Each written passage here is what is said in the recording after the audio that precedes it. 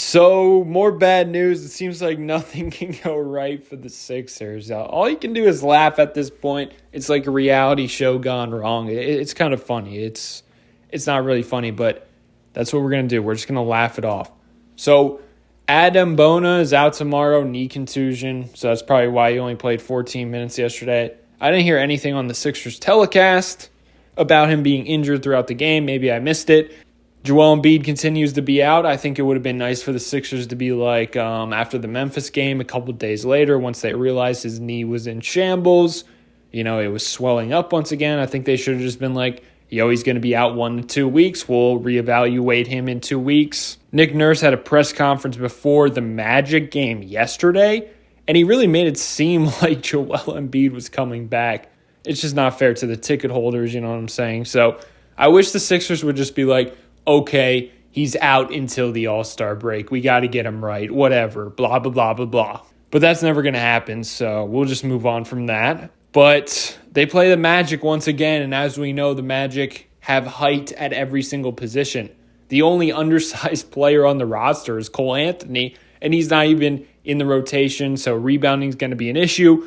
I believe they have a chance, especially if Paul George plays. You saw them compete. Go wire to wire with them, they can definitely win, especially if Tyrese Maxey has a better game. Jared McCain continues to be good. The big three, Jared McCain, Tyrese Maxey, Paul George, got to show up, but they got to make it a half-court game. It feels like whenever the Sixers turn the ball over, let me see how many times they turned the ball over. So they turned it over 14 times yesterday, and the thing about the Sixers turnovers is it's a guaranteed point for the other team. So they just got to make it a half-court game because their transition defense versus the Magic's athleticism and height, it's just unfair.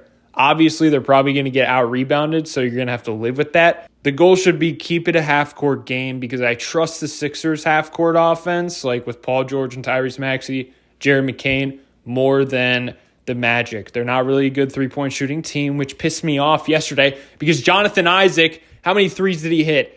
Jonathan Isaac hit 2 out of 3 threes. That dude's shooting 27%. He's shooting Caleb Martin numbers from 3, and he was a sniper yesterday, of course. But they're not a great three-point shooting team. The only person you fear in the half court is Franz Wagner. I also think we're going to see the debut of Pete Nance. He has been cooking in the G League. That's why they called him up. There was no point of having a guard on a two-way with the emergence of Jared McCain.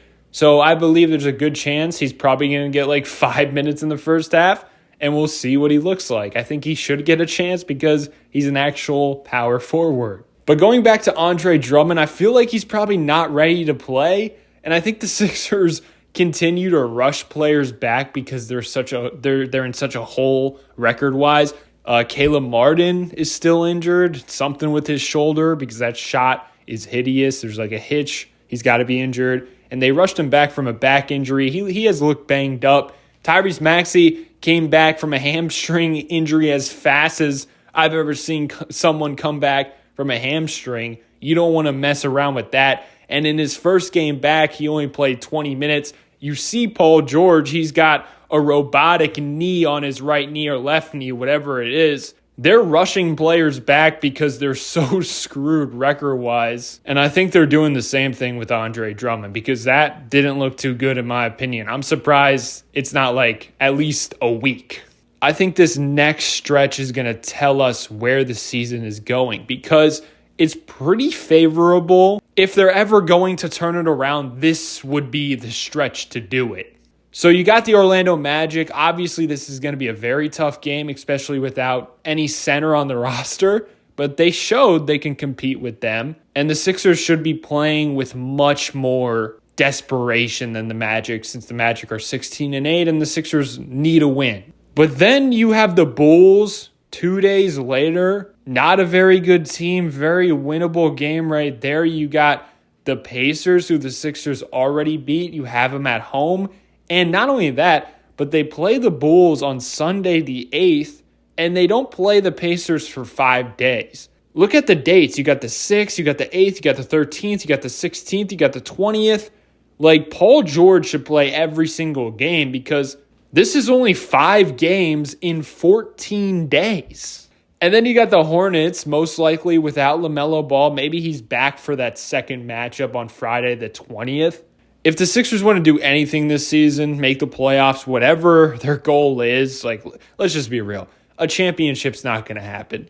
The roster is not good enough. The role players aren't good enough. Joel Embiid, even if he does come back, like, that's kind of a sad thing. Like, what do we have to look forward to? Even if it does turn around, like, they're never going to survive a whole entire playoff run. But what's the end game? Because we know this roster's not good enough. Like, this is the worst three-point shooting team in the league. So Embiid's probably never going to be fully healthy this year. Just load up on an injured Embiid, force it out of Tyrese Maxey and Paul George's hands, and live with Kelly Oubre and Caleb Martin three-pointers for days. That's going to be the strategy versus the Sixers. This stretch of games right here has to be like 4-1. Or man, oh man, I'm shooting for the stars, a 5-0, a 5-game winning streak. Come on. If they go 1-4, if you're still losing against this level of competition, and also 3 of the 5 games are at home in your building, I mean, you really got to think about the trade deadline. You're not going to get players. You're selling players for the future. But my point is, this next 5 games, we're truly going to see which direction this season goes. Let me know your thoughts below. Do you think the Sixers go on a little run here? Or do you think it officially all comes crashing down?